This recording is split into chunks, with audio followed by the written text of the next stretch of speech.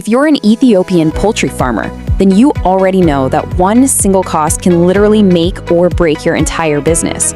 In this explainer, we're going to dig into how you can take control of that cost and unlock some serious profit potential. Let's just be real for a second. If you're in the poultry business, this question is probably on your mind all the time. The high price of commercial feed feels like this constant roadblock, right? But what if you could just bypass it? What if you were the one in the driver's seat? Well, that's exactly what we're going to explore. All right, so let's get right to the heart of the problem. Ethiopia's climate is fantastic for raising chickens. You'd think the poultry sector would be absolutely booming. But for so many farmers, the answer for why it isn't comes down to this one thing: the cost of feed.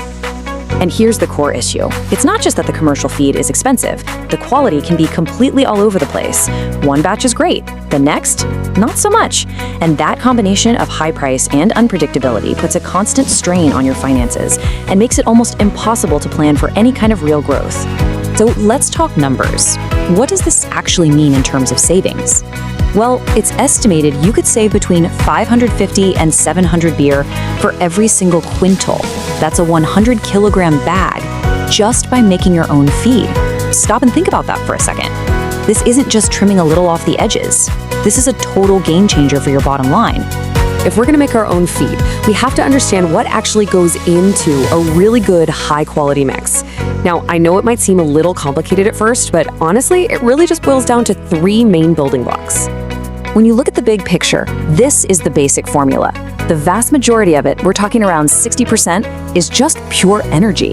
Then you've got protein, making up about a quarter of the mix, and that's followed by a smaller but absolutely critical slice for vitamins and minerals. Let's start with energy sources, because this is the foundation. You can think of these as the fuel that powers literally everything your chickens do. This is the stuff that gets them up and moving. We're talking about ingredients like corn and Farushka, which you probably know as wheat bran. These provide the essential calories they need to stay active and, of course, to grow. Next up, we've got protein. And protein is the fundamental building block. For your meat birds, it's what drives all that muscle development. For your laying hens, it is absolutely essential for producing eggs. Some of the most common sources here in Ethiopia are soybean meal and nug fagulo, also known as Niger seed cake. And finally, we have the health boosters.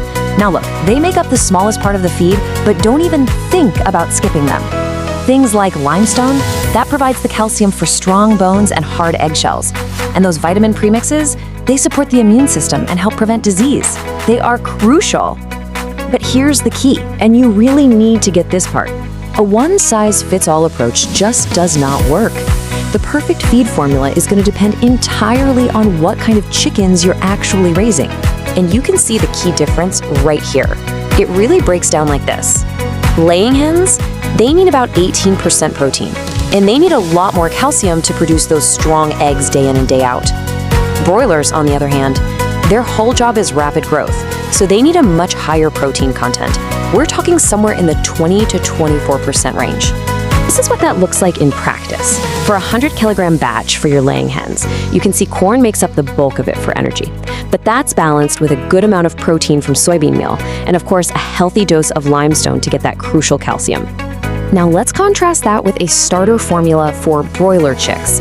See how the protein-rich ingredients are bumped way up? The goal here is totally different. It's all about maximizing that early stage growth and packing on weight as efficiently as possible. So we know the what, we've got our ingredients list. Now let's walk through the how. The actual process of mixing the feed is surprisingly straightforward. You just have to follow a few key steps. It really is this simple. First, you grind up your larger grains to make them easy to digest. Second, and listen, this is a really crucial pro tip, so don't skip it.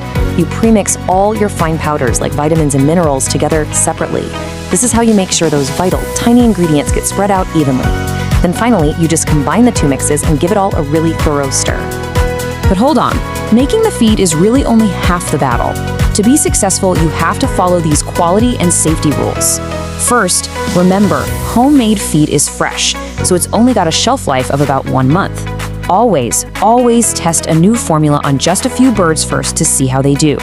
And you've got to store it in a cool, dry place. That is non-negotiable if you want to prevent mold. Let's circle all the way back to where we started, controlling costs. What does taking charge of your own feed production actually mean for your business's bottom line? And the difference is just stark. With commercial feed, you're always a hostage to higher costs and, frankly, unknown quality. By making it yourself, you slash your costs while gaining total 100% control over the quality. Exactly what your chickens are eating, down to the last ingredient. And that's really the key takeaway here. This is about so much more than just saving a bit of money. It's about a fundamental shift from being a price taker who's at the mercy of the market to being an empowered producer who controls the single most important variable in your entire operation. And for those of you who want to push the boundaries even further, the innovation doesn't have to stop here. Farmers are already exploring really exciting alternatives, like growing their own hydroponic fodder, which can supplement the feed and bring those costs down even more.